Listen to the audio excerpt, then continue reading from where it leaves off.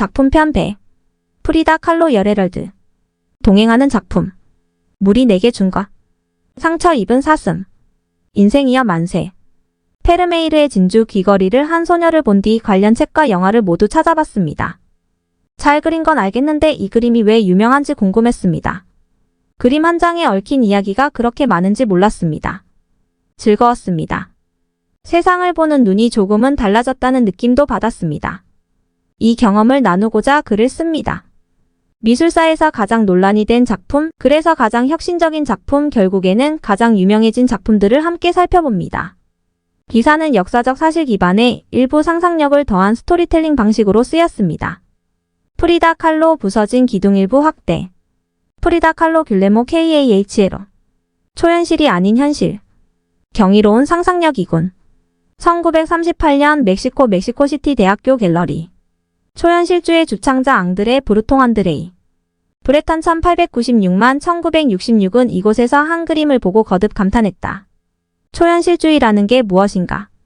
발칙한 꿈의 세상, 도발적인 상상의 세계를 치덕치덕하게 버무려 보이는 것이다. 프랑스 파리에서 예술 강연차 물 건너온 브루통은 이 땅에서 이토록 그 정신에 맞는 작품을 발견하리라곤 상상하지 못했다. 어디 보자. 그린 이가 프리다 칼로 프리더 KAHL 5907만 1954. 브루통에게 이 화가의 이름은 묘하게 친숙했다. 브루통은 기억을 돌아봤다. 이복의 브루통씨. 이 여인이 내 아내일세. 멕시코 예술계의 거물 화가 디에고 리베라 디에이고 리베러 1886만 1957의 걸걸한 목소리가 머릿속에서 울렸다. 프리다 칼로라고 해. 여보, 당신도 인사하게. 아, 얼마 전 리베라와 만났을 때 함께 본 그 여자였다. 짙은 갈매기 눈썹을 한강한 인상의 여인이었다. 치렁치렁한 옷과 장신구 등 그녀는 그때도 보통은 아닌 듯 보였다. 그런 그녀가 이렇게나 독창적인 그림까지 그리고 있을 줄은 꿈에도 몰랐다. 프리다 칼로 물이 내게 준 것. 브루통의 마음을 가장 크게 울린 칼로의 그림은 물이 내게 준 것이었다. 브루통은 칼로의 시선이 돼 욕조한 그녀 발과 다리를 볼 수 있었다. 비중 나온 발가락은 그 자체로 외계 생물처럼 보이기도 했다. 그런데 이보다 더 시선을 사로잡는 게 있었다. 그것은 목욕물 위로 둥둥 뜬 파괴와 소멸, 성욕과 고통의 형상들이었다. 구멍 뚫린 조개 껍데기와 무너지는 건물, 연인으로 추정되는 두 여성과 목이 졸린 채 죽어가는 여인. 브루통은 이게 무슨 뜻인지 100% 알 수는 없었다. 하지만 어쨌건 초현실주의 기법, 데페이즈망드 EPAYSEMENT나 찍은 대상을 예상치 못한 곳에 배치하는 기법을 적극 활용한 건 분명해 보였다. 순수한 초현실적 요소로 충만한 칼로의 그림은 독특한 유머와 잔혹함을 함께 담고 있다. 브루통이 쓴 찬사의 감상평이었다. 프리다 칼로, 두 명의 프리다. 당신은 초현실주의계의 진주가 될 수 있어요. 같이 프랑스로 갑시다. 곧장 칼로와 다시 마주 앉은 브루통은 다짜고짜 파리에서 전시를 열 것을 제안했다. 문제가 있어요? 남편 리베라가 마음에 걸리는 건가요?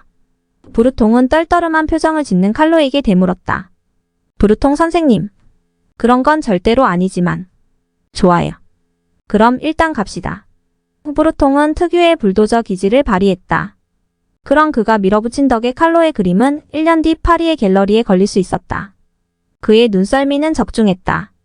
칼로의 작품은 파리 땅을 밟은 직후부터 바로 이목을 끌었다. 특히 그 사이 새롭게 그린 두 명의 프리다가 화제몰이를 했다. 이는 칼로의 이중 자화상이었다. 수수한 멕시코 전통 옷을 입은 오른편의 칼로, 화려한 유럽 빅토리아풍 드레스를 입은 왼편의 칼로가 나란히 앉은 작품이었다. 가장 큰 존재감을 보이는 건 두 칼로가 각각 품은 심장, 그리고 이어지는 핏줄이었다. 오른편 칼로의 심장은 밋밋해 보인다. 하지만 왼편 칼로의 심장은 반으로 잘린 듯 속이 훤히 보인다.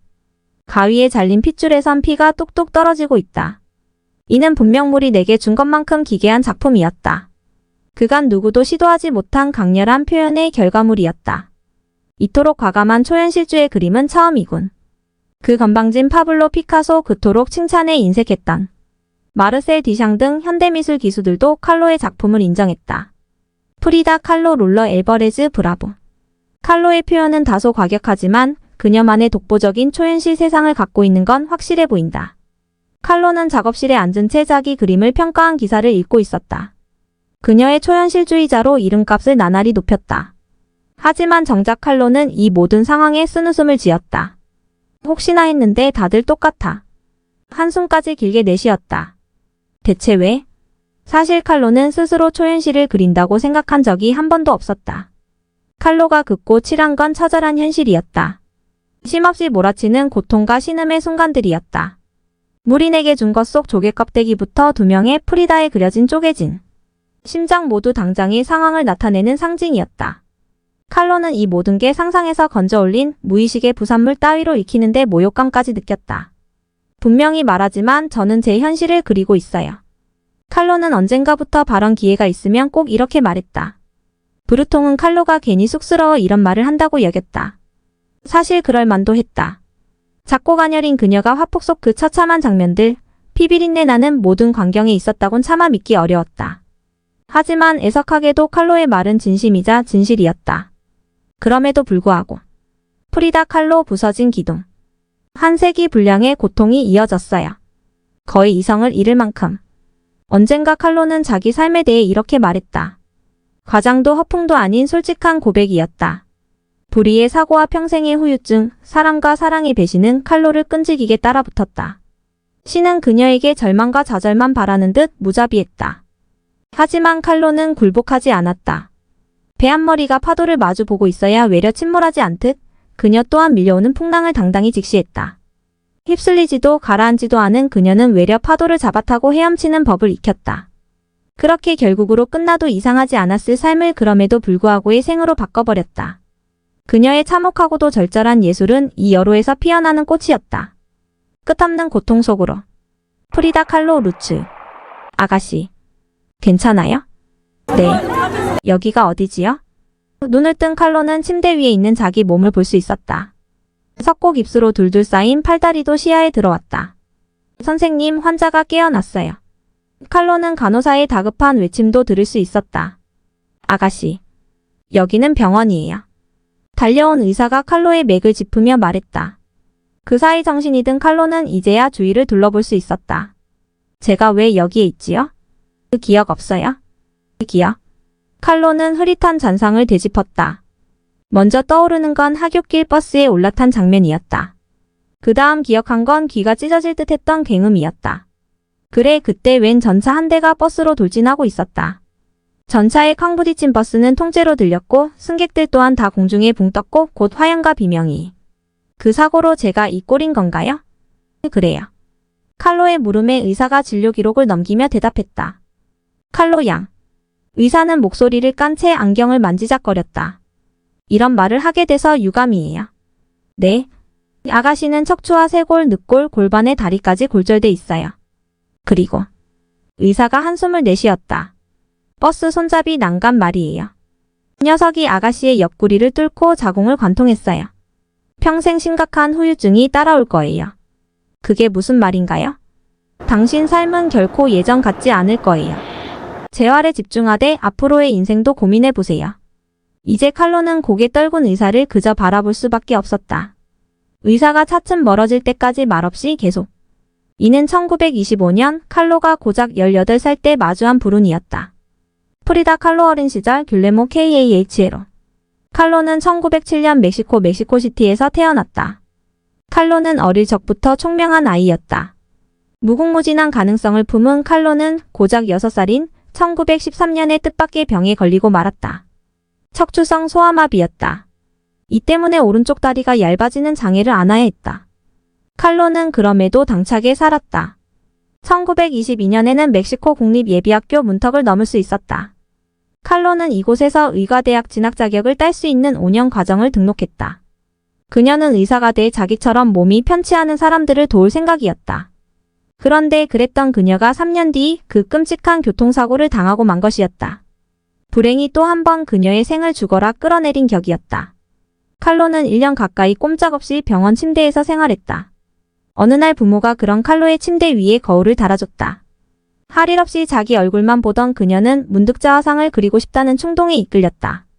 칼로는 손만 겨우 움직이며 화폭에 선을 그었다. 찔끔찔끔 색을 칠했다. 그녀는 어느새 온종일 그러고만 있었다. 칼로는 의사의 충고대로 새로운 삶을 준비했다. 그게 화가로의 일생이었다.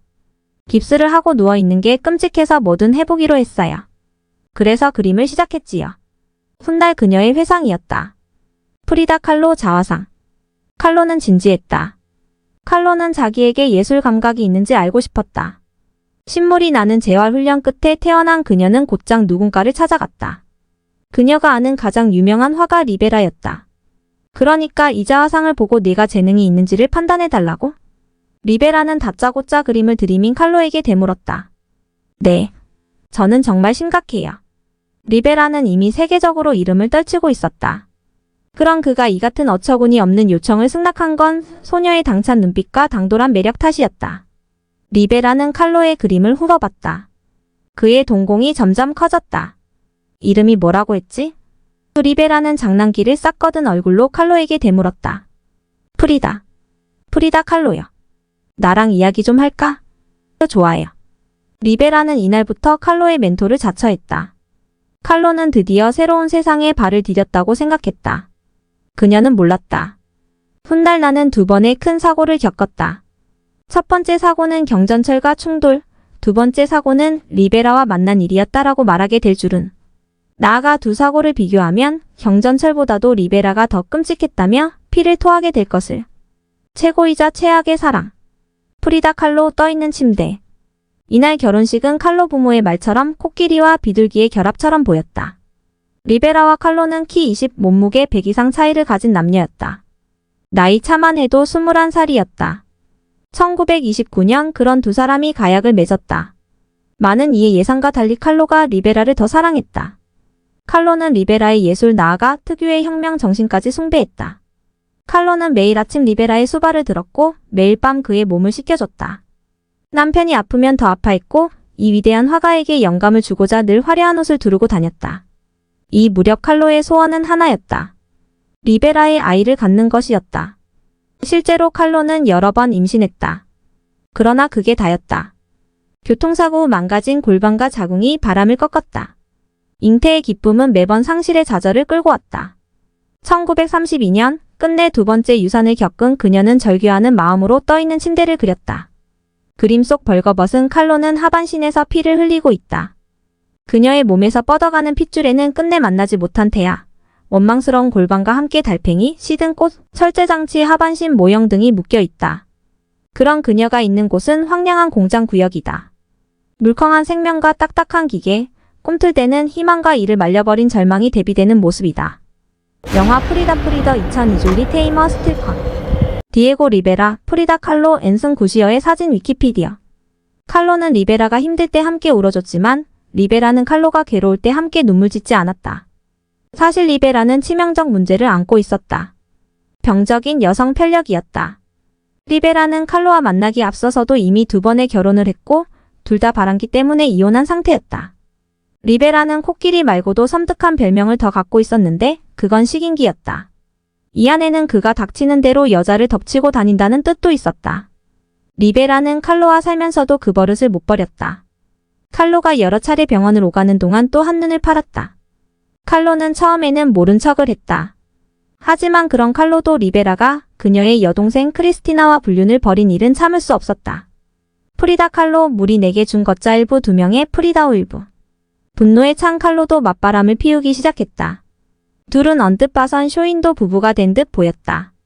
다만 칼로의 일탈은 리베라의 질투심을 유발하기 위한 행보에 가까웠다. 그 사이 그녀는 자신의 고뇌와 아픔을 화폭에 흩뿌리는 일도 멈추지 않았다. 칼로는 이 무렵 뿌르통의 눈에 들어온 것이었다. 눈물겹도록 생생한 그간의 현실을 그렸을 뿐인데 초현실주의자가 된 것이었다. 이제 물이 내게 준 것 속 물이 새는 조개는 칼로의 아픈 자궁처럼 보인다. 무너지는 큰 건물은 리베라의 존재, 목이 졸린 여성은 칼로 본인처럼 여겨진다.